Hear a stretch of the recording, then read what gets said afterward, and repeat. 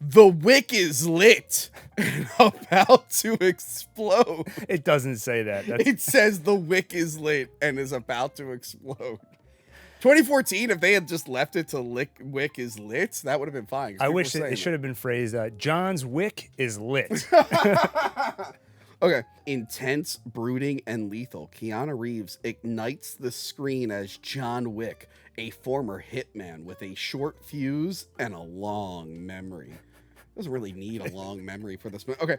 The most remorseless assassin the world has ever seen has just been awakened. Wick is forced out of retirement to track down the brutal Russian mobsters who took everything from him. Well, they took one okay. You killed that from me.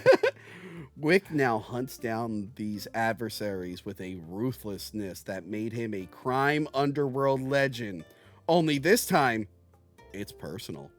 From the producer of The Town comes a movie I cannot remember a single goddamn thing about. I've seen it. I don't remember. I remember liking that movie. I remember liking it too. I remember the nun masks. Okay, I remember that. Yeah. Comes a dark and stylish tale of revenge and redemption set in a brilliantly reimagined New York City. This is Reeves' most intense role yet, and his on-screen action is the best he's had since the Matrix movies. Yeah, I know, this CGI double flying around. That was really intense. You hate Keanu Reeves sequels, is the vibe I'm getting. Also starring Michael Nives, the late Michael Nives from the real Girl with the Dragon Tattoo. They don't make sure to let you know if it's the American. I think they want you to think it's the American one, but it's the real one. Alfie Allen from Game of Thrones. Which one is he? He's a kid? Theon Reek. Is he the son who like fucks with John Wick? No, he would. Oh, yeah. Okay. Yeah. Yosef. Yes. And Willem Dafoe, a most wanted man. We all know Willem Dafoe from The Most Wanted Man, obviously. I guess it was a movie that was out at the time. I thought you were describing him. Like, I do want. No, he apparently was in a movie called A Most Wanted Man, and this DVD wants you to know that's what he's from. Yeah, so what that left off here was that everything that was taken away from him kind of happens before the movie starts. He had a wife, they were in love, and she died. So it's kind of like a fun revenge movie because he's not even getting revenge for the dead wife. It's just the wife had it planned that he would get a puppy. Mm-hmm. She probably should have figured out if he knew anything about dogs because it seems like he didn't know anything about dogs. The dog goes out to go to the bathroom and he's like, oh, right. Yeah. Yeah. Maybe she could have ordered like a Chewy subscription and had food delivered with the dog. I don't know. So she arranged for him to have a dog so that she could, it's just a living thing he could take care of and remember her. You need something to take care of, and the car doesn't count. Yes, the car does not count. He has a really nice car. Yeah. Do you have the name of the car? No. I don't know anything about cars. So like you said, it's a really nice car, and I was kind of just nodding along. Like, sure, I guess. Yeah, so really, really nice car. You know, he's getting gas, and a bunch of Russian dudes are like, we like your car. We want the car. Well, and how badass is it that he knows Russian? Yeah, that was pretty cool. This movie everything he does, they make look badass. Yeah. Even in the second movie, not to skip ahead, but he knows sign language. Like every time someone thinks he doesn't understand what they're saying, and he's like, I do understand. He knows everything. He was trained, and we'll figure out where he's trained in the third one. Yeah. Yeah, so they like his car, and they're mad that he won't sell them the car at a gas station. Right. These guys are idiots. These guys are fucking stupid. And I know he's the mob boss's son, but I feel like he doesn't command this much. He shouldn't command this much loyalty from his bros. Like, even the dad should be like, you don't have to listen to him. He's an idiot. Well, and the fact that he so casually approached John with this offer to buy his car means this must be the kind of thing he does all the time. Yeah. But does he ever get away with it? Like, do people actually give him cars? Right. Do you know how many puppies I killed last week with the guys who wouldn't give me their cars? So, yeah, they've been wronged. They've been betrayed, I guess. I don't know. So they're like, oh, we're going to follow him back home. and we're gonna beat the shit out of him, take his car, and kill his puppy. You're right. Which that was that. As one does. That makes a lot. Do you kill many people when you don't buy a car? Or you go around. After this, I was going to ask if I can buy this video store. So. Yes. I don't know what's the going rate. A puppy for a car. I don't know what do I have to kill. I don't know. I never thought about it before. Just how about we swap YouTube subscribers? I'll just take your channel. How about that? I might have to get going. Actually. I'm driving through a tunnel. I don't know. Oh no, the tunnel! I can't see the tunnel here. Yeah. So what do you know? This wasn't just some rich guy with a puppy. It turns out he was the most awesome assassin in the world who was retired. The boogeyman. No, the one you sent to kill the boogeyman. Yes, Baba Yaga, which I always get annoyed when they call him Baba Yaga. Yeah. I guess maybe that means witch, but I'm thinking of a very specific Baba Yaga, which is like the old lady who has the house with chicken legs. I don't know what that is. That's like a Russian thing. Oh, it was in a Tomb Raider game from a few years back. Oh, okay. You ever play Rise of the Tomb Raider?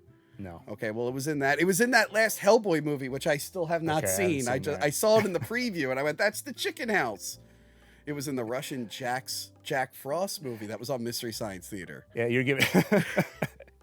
I feel like the references just keep getting more and more obscure. Oh, you don't know that one. Okay, you definitely know that spin-off Lara Croft game. Look, So you must have been really confused. You're like, this movie's taking a supernatural turn. I wasn't expecting that. It's just Boogeyman is one thing, but like specifically Baba Yaga, I'm picturing a lady with a chicken house. Like, and that doesn't really... John Wick doesn't remind me of that. He explains it to the kid as, you have no idea who you're messing with. And he's I love... The chicken lady? I don't know what the problem... I love how terrified the dad is and like how much he hates his son for this. He's like, oh my God, why did you do that? That was like the worst thing you could have possibly done. It's hard now to put myself back seeing that scene for the first time. Because now I feel like it's not that unusual to talk up the main character. Like the beekeeper did it. Yeah. What was that movie with the guy from the Badass Santa movie? I didn't watch either of those. There's Violent Night. Yeah, Violent Night. David Harbour. I didn't see that. Okay. But there was one, it doesn't matter. There's Fat Man with Mel Gibson. That was another Santa one. I didn't see that one either. But the whole idea of building up the protagonist, it kind of seems like backwards from what you'd want them to do. Yeah. Because you'd want them to build up the bad guy and say that the obstacle you need to overcome is huge. But here they're telling you how badass the protagonist is. Yeah. And they're building it up, and then he digs up the concrete, and you just can't wait to see the carnage. Yeah. Yeah. It kind of reminds me of the new Doom games. Like, I don't know if you play Doom. No, I haven't played a game in like... Here and there, I dabble in now games. You shouldn't because they're for children. Exactly, yeah. But I only play video games to make sure they're good for kids. The Doom games, I mean, I'm glad that they're against the devil, but they are not good for kids. But no, like in those games, it's literally like a Doom guy is the most amazing thing in the world. Hopefully this giant demon has a chance, and like just keep sending more and more demons. And it's like, oh, these fuckers are dead. So it's kind of fun in a way, because normally it's like, oh, the hero's too overpowered, it's not as fun, and that can be boring. Yeah. But it is interesting to see. It's like a fun thing where it's like, well, what plan will the bad guys come up with next? Maybe this one will work.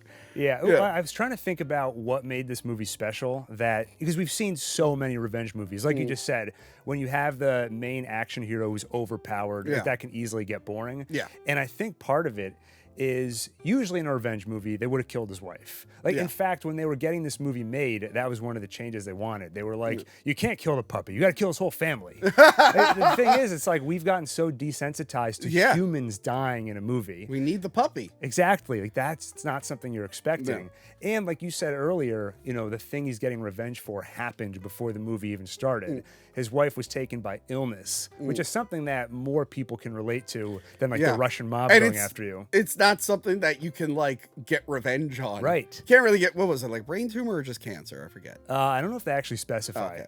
Well, it's not like I can't be like, brain tumors. I'm not like run out. Well, the way that the movies keep getting bigger and bigger. I know by John Wick 7, he's like, God, I'm coming for you.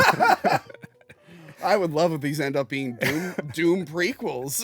Like he's the resurrected Doom guy. They did it with Punisher. He became like he died and then came back as an angel with like magic bullets. That was terrible. That was a horrible idea. Well, John Wick can do it right. John Wick could probably do it right. But in a way, they almost did him a favor by killing the puppy because now he has someone to take all his anger out on.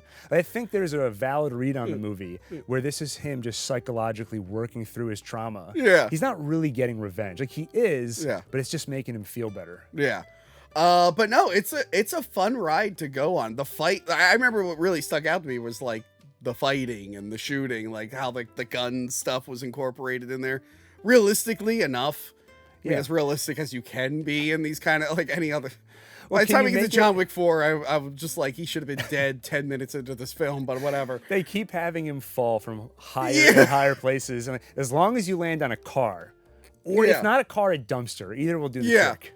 Sometimes he just lands on the ground, and that's what I'm just like, how do you get up from that one? The concrete in the waterfall club. I do love how he does like the double tap. Like even after he shoots a guy, like he'll make sure to get him in the head to make sure it's like done. The best thing about it is the fact that you see him reload. Yes. Because people always complain about fight scenes. Like, how many bullets does this gun have? Yeah. Like growing up watching movies with my dad, that was the thing he would always point out. Apparently, I invented a phrase when I was trying to figure out what's so great about these action scenes. Because in my John Wick video, I was like, the geography of the fight scenes are very clear. And if you Google geography of a fight scene, you literally get less than 1 page of results on Google. But to me, so many action movies nowadays, between the shaky cam, between the so many cuts and the CGI, you can't tell what's going on.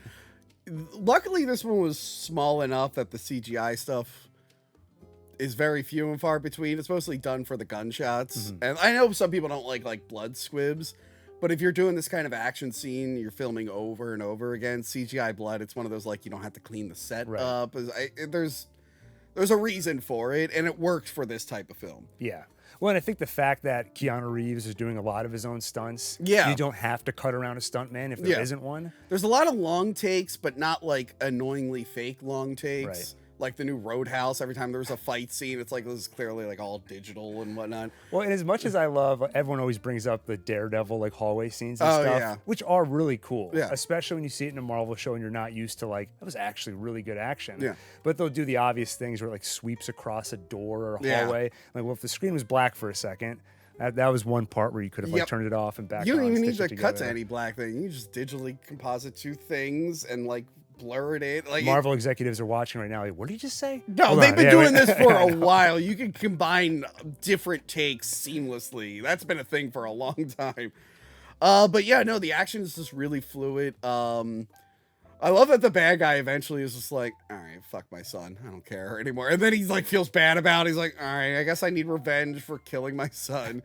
But yeah, the secret society stuff. Right. Was very interesting because then we find out about the Continental. It's this hotel for like assassins. Yeah, you first get an inkling of it, I think, after the first big fight scene. With the cop? Yeah, the cop shows up. He's like, you working again, John? Yeah. And you're like, wait, what's going on here? And then he pays a guy in gold to clean up all the bodies. Yeah. And then finally you get to the Continental. And you find out, there's this secret society of assassins. They work for very high-ranking people, like wealthy people.